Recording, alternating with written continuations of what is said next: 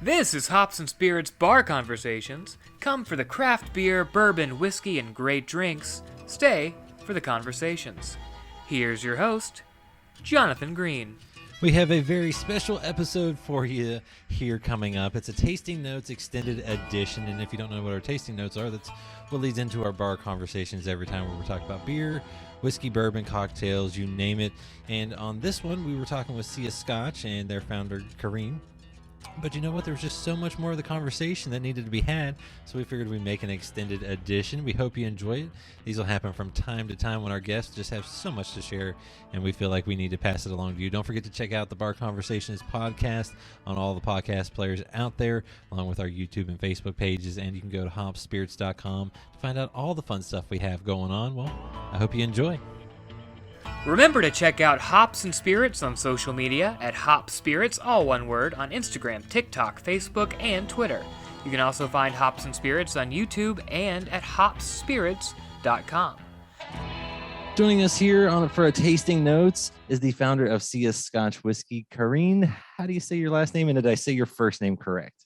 Yes, yeah, you said that right. And it's Luna-Ostaseski. It's a mouthful, don't worry. Yeah, I was just hopeful I got the first one right, and there was a 50-50 chance on that.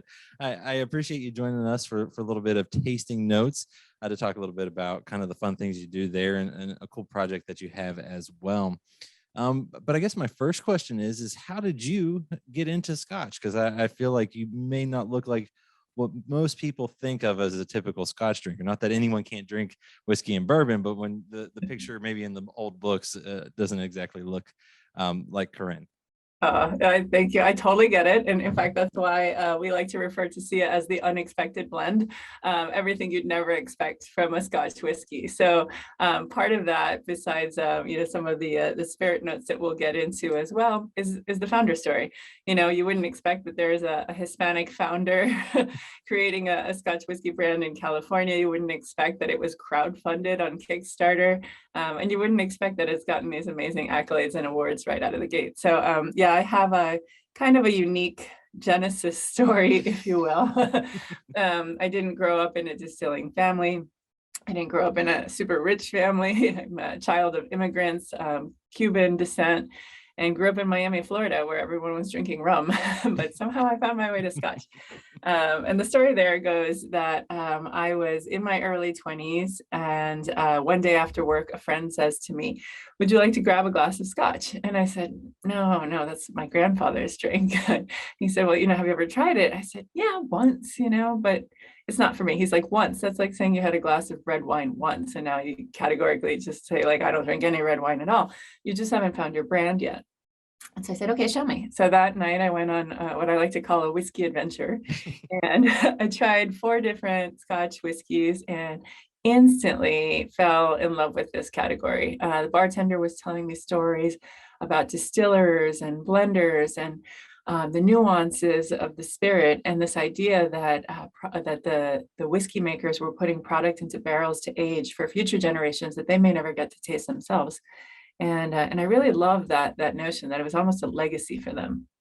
And so, fast forward, like what do you do when you fall in love with something? You're trying to introduce it to everyone right? So here I was trying to tell all of my friends, "Hey, you should try Scotch." But this is if you could, go in your Wayback Machine in the early 2000s. All my guy friends were drinking like Red Bull vodkas, and all my girlfriends were drinking Cosmos, right? So here I am like, "You should drink Scotch." And they're like, "No way."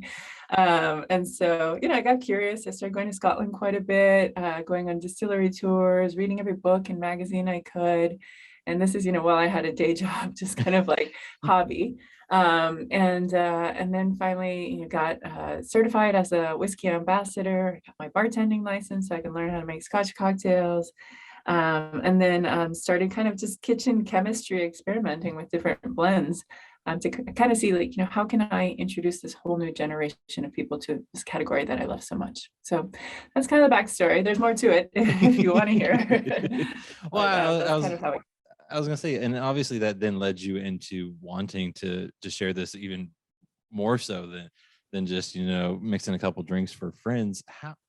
What pushed you to launch a Scotch whiskey, and then what became SIA Scotch? Yeah, so I guess somewhere in my early 30s, this is kind of a little bit more of an embarrassing story that I didn't used to share, but now I've learned to just own it because a lot of people have come to relate to it. I was going through a breakup, and as breakups tend to do, they kind of, make you question everything. So I had a little extra money I no longer needed for couples counseling, and I started spending that money instead on every Friday going to my local whiskey shop and buying 3, 4, sometimes 5 really nice bottles of Scotch whiskey. And with this collection, I started, hosting Scotch tasting events and blind tasting people on different whiskeys and really learning, what does it take to turn someone who's not a Scotch drinker into one? What brands, what flavor notes, what, preconceived notions like I had, right? How do I change that? And so, yeah, I was learning a lot about the nose experience being almost 80% of the taste experience. So if something comes across as too smoky or peaty on the nose, you kind of brace for impact Yeah. and you think you're not going to like it before you even taste it. And so, the mind is funny that way. And so what I realized was that I needed to have almost no smoke on the nose, just some really pleasant notes of vanilla and caramel to kind of invite someone into the spirit. And then other things, packaging and affordability and pedigree and all these other things that kind of help influence how you make a buying decision or a tasting experience happen. So yeah, I was doing these events on the side, and then finding more and more joy afterwards, where someone would call me or email me and say, hey, Carin, I tried my first glass of scotch today at a bar and I thought of you, or hey, I'm a scotch drinker now, thanks to you and your events. And that's where I was finding joy. My day job, meanwhile, this was now 17 years into a career as a creative director and graphic designer, where I was just staring at a computer screen all day, doing things designed so that other people would stare at their screens all day. And going back to that legacy, like, what I love about scotch in particular, it's not a party drink, it's not a shot. When you have a glass of whiskey with someone, you really take your time and you go slow and you have a moment. And I realized that it was those connections that I wanted to create a legacy around. So then I was, very inspired. I said, I've come up with this kind of a couple of recipes that I think are on the right track to how to introduce people to the spirit. And I had, the passion, the drive, somewhat product, but what I was missing was the one thing that every entrepreneur needs, which is money. Mhm. So I was working full-time job. I took on a second job doing extra design work, so that I could, fund the first production run. And it still wasn't quite enough after even maxing out credit cards and taking out a home equity line of credit. So again, if you go back in your Wayback Machine in 2012, I did something that no one had ever done in history at that point. I turned to a relatively unknown website at that time called Kickstarter, and I crowdfunded my first production run of SIA. So this was big, putting myself out there in a very public way, telling my friends, family, total strangers around the world what I was up to, and asking them for money. And they did. They gave me almost $50,000 in less than 28 days from 250 people all around the world already asking me, hey, where can I buy a bottle of SIA before a single drop had hit the US soil? So that made me, as far as I know, the first Hispanic person in history to create a brand of scotch, and also the first American woman in history to do so as well. Well, and it's a really cool story, and but obviously with all that there comes challenges, Oh, and as yeah. anyone knows, the whiskey, anything to do with TTB and all that is a lot of fun to deal with. So what Mhm. challenges did you face, and or little fun obstacles that you faced that you had to kind of overcome that you just didn't foresee? Oh, I mean, where do I begin? How long is this podcast? I The mean, Cliff I think Notes version, maybe. yeah, there's just, bumps all along the way. I think, the first one being naming, right? Like, I think I had a harder time choosing the name for my whiskey than I did for for my child. And that's, mostly because in the world that we live in, you can't have two names for a Scotch whiskey that are too similar, or even anything in the alcohol category.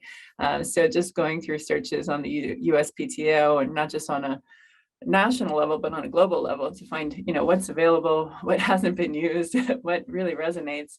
And I was getting frustrated again and again. I think I went through 5 different names that were taken or not appropriate for other reasons. And so, I had moments where I was like just stuck, right? And then I had, and this happened over months time. because, I've got like the bottle selected, I've got, kind of the design, but kind of need a name. Yeah, it And helps. so, It helps. I've been told. yeah, I Yes. finally turned to the Scottish Gaelic dictionary of all places, and I went word by word, and I finally landed on the name SIA, which means the Scottish Gaelic number 6. And it struck me because not only is it my favorite number, but there were also 6 whiskeys in the original blend for SIA. And it's as an acronym, it can really work as Scotch is awesome. So I thought I that like was it. pretty cool. That's that graphic design and creativity background. Thank you. Yeah, big, bold, short, easy to pronounce. So, just again taking the complexity, the pomp and circumstance away from the category and just making things a little bit more accessible, really. And so, yeah, that was definitely, I would say, one big hurdle that I faced. And then obviously funding, again and again, you just continue to need money. It's not just in the beginning, but that was also another big challenge, being in rooms of people asking for money for an industry that they didn't understand. And from a personal background, being a Hispanic woman, in the Scotch industry, sometimes meeting with rooms full of white men in tech that have no idea how hard it is to even get a seat at that table. So that comes a lot into why I created the Entrepreneurial Spirit Fund as well. So yeah, just I would say those are maybe 2 big hurdles that a lot of people can relate to, funding probably being the bigger one. Yes, because as anyone that knows or has listened, it is not cheap to launch a whiskey brand of any sort, because typically you got to go buy, if you're not producing it yourself, which is a lot of capital, you still got to go buy the ingredients that go into it and blend it. Has that been a challenge as well for you to find the blends and keep finding the correct ones that you want to be able to feature and make what ends up being SIA Scotch? Yeah, so I have to say I'm really proud and fortunate of our blending team. I was literally in a room of all stars, shaking. Just in this moment, I got the good fortune to work with 3 master blenders. The first being Jim Beveridge, who's the master blender for Johnny Walker. Emma Walker, who's now taking the reins over for Jim as he retires, and Craig Wallace, who's the master blender for Old Parr and Buchanan. So yeah, just couldn't ask for a better group of people to trust my baby in their hands. And so yeah, the spirit is absolutely fantastic, and it's award winning. It's approachable, and yeah, I'd love to taste a little bit with you and tell you about it. Well, I was gonna say, what's it like to win awards and accolades? I mean, because obviously at the end of the day, the goal is just to create something that you enjoy, that you can share with others. But it's kind of that I feel like the icing on the cake that kind of just validates the work that you put into it.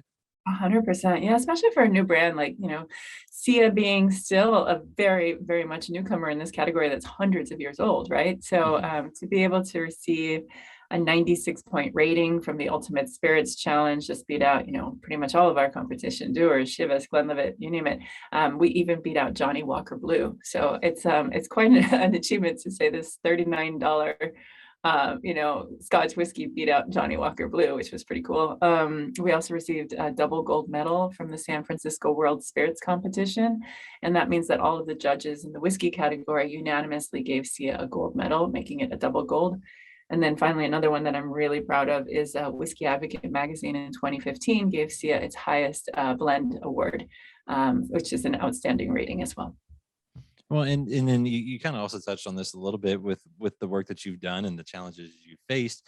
You want to make SIA Scotch purpose driven as well, and you launched the Entrepreneurial Spirit Fund, which I had to double check 3 times before I said that. Why did you want to do something like this, and why was it so important to you? Yeah. So I think it's what strikes me is from day one, people took my phone calls, right? They took my questions. They were kind enough to offer me advice, which sometimes I took, sometimes I didn't. But just the fact that they took a moment to share with me was really important. And to this day, I still take 4 or 5 calls from entrepreneurs now where I help them out. So kind of giving back, paying it forward has always been really important to me. And so from day one, I gave whatever I could towards underrepresented entrepreneurs. So at first it was, I think my first year was like $100. I was able to donate to a charity, and the second year, like 250, just slowly growing. And this past year, I'm really proud to say that we did a program for grants for minority entrepreneurs in the form of $250,000. So we were able to give away $10,000. Just a little bit more, right? It's a bit. So we gave $10,000 grants to 25 recipients in the markets where we operate, as well as a 6-month mentoring program. So I've been personally mentoring these entrepreneurs and really enjoying that process. The businesses were very varied. And this year, we're actually honing it in a little bit in terms of the program. We're going to concentrate our focus in the food and beverage and hospitality industry. So we can't align with any businesses that hold a liquor license, as it's a conflict of interest, but we are able to concentrate these grants for, cocktails, food, glassware, kitchenware, barware, mixers, any kind of at-home entertaining, party planning companies, food trucks, prepared food companies, cafes, food bloggers, recipe creators, and so much more. So there's a lot in that kind of food and beverage hospitality industry arena that we're hoping to be able to help and support minority entrepreneurs this year. And how can folks find out more information about it? Sure. It'll be in the purpose section of our website, which is siascotchwhiskey.com. And the program is in partnership with a wonderful partner called Hello Alice that offers grants to all kinds of businesses as well. They have a community of almost 500,000 small business owners, and they also have a lot of resources in terms of, marketing, funding, financing, so all kinds of industry support there as well. And then, you mentioned that you guys have been able to kind of grow this program, and now you're able to even mentor folks. What has been the response to the Spirit Fund and the impact it's had on folks? Oh, it's been phenomenal. It's wild because I think the stage of business that we're targeting, these are small businesses, they're under $1 million in revenue. So a $10,000 grant, it could mean the difference from, keeping someone on payroll or making rent that month, or launching a new product that they've been having in the works. So it's instrumental in their businesses. And then, on the mentorship level, sometimes just having someone that you can, rely on, get some advice, some support, cheerleader, just a, introduction maker, you name it. And I've been really happy that, through the years, I've been able to grow resources in that way. I've personally been a mentor for 7 different accelerator programs. So I've been able to build up quite a good community of resources for people, and always happy to share that. I was gonna ask, how rewarding is it for you to do that? But also just to, because you had people that helped you along the way, I'm sure, whether it was the Kickstarter fund or even just working with the master blenders, to kind of give back yourself and have that opportunity. Yeah, it keeps me going on a daily basis, right? Like the days that are really tough, it gives me motivation to know that this is why I'm doing this, and that there are real people that are benefiting from the success of the brand. So it's really important for me to keep it growing. And then, like I said, it's an amazing thing to see. And with the things that you've gone through, obviously you've learned a whole lot along the way, and you're able to share that. And I guess the best way for me to finish up is what's next for you in SIA Scotch whiskey. Oh, wow. So let's see. I think a couple of big initiatives that we're doing. So SIA used to be mostly an off-premise brand, so in stores, and we were finally able to get our COGS down substantially, and that puts us in the bars and restaurants category for the first time ever. And so it's been just so much fun launching this brand across bars and restaurants, because the spirit itself is so versatile. The spirit notes of just vanilla, caramel, citrus, honey. It's not overpowering as, typical Scotch whiskey for the smoke notes. So for that reason, it makes, great, typically bourbon or rye cocktails. It's a lot of ingenuity I've seen with, tiki style drinks or coffee drinks, which are really popular right now. It makes a great espresso martini. And so, yeah, just kind of seeing the creativity coming out of the bar community, it has been really fun. And also just expansion. So up until last year, we were primarily only distributed in California and Nevada. And since then, we've added Florida, Texas, New York, Illinois, Massachusetts, Connecticut, New Jersey. So we're growing very quickly And it's been great to see SIA available in more places, as well as, I mean, it's always been available online. So I wouldn't be a good entrepreneur if I didn't promote that you can find it at reservebar.com/SIA. And I believe there's a discount code going on this month because of minority business awareness. That is awesome. And I almost forgot to say this for those that are not a Scotch lover, because not everyone is a Scotch lover. As you mentioned at the beginning, it can be a little, I don't know, it's a different whiskey to come at. So how does SIA differ from others? I know you mentioned it's a little maybe softer on the notes, and then kind of have maybe more taste that folks from the bourbon whiskey world might be a little more used to. So Yeah. how does it differ, and how is it approachable in that way? Yeah, so I'm gonna go ahead and pop a little bottle here. You have a wee dram, as they say. But yeah, so I think most Scotch whiskeys, you get a little bit of smoke on the nose, and what's unique about SIA is there's no smoke on the nose at all. Mostly vanilla, caramel notes. Again, you get some of these citrusy honey notes in the mid palate. You do get a gentle hint of smoke on the finish, but it's very like soft and gentle. And I think what's great about that is it's great for people that are already familiar with Scotch whiskeys, but not having that smoke on the nose is very inviting for people that are new to the category. I like to say maybe they're Scotch curious. They've had like, some bourbons or ryes or American whiskeys, but haven't quite made their way to Scotch yet. The malt to grain ratio is also quite unique. We have 40% malt whiskeys in the blend. That's almost double what a typical blend has. So makes it, I hate to use the word smooth, but that's what it is. And then, yeah, I think also, just the versatility in cocktails is really quite a standout. So yeah, I think it's all of those. And then, again, it's award winning for a very affordable price point to use, neat, on the rocks and cocktails, but also makes a really wonderful gift item too. I was going to say at $39.99 these days, that is beyond approachable for a newer, I don't want to say boutique brand, but a newer one that's just kind of come onto the market and so forth, because a lot of things nowadays are almost out of price point for everyone, or that's the only bottle they're getting that month. And yeah, I love to see that. I love to see kind of the different approach to it, and then obviously the Entrepreneurial Spirit Fund is amazing to see as well. And Carin, I appreciate this so much, and thank you for taking some time to tell your story and about SIA Scotch. thank you, Jonathan. It's been a pleasure.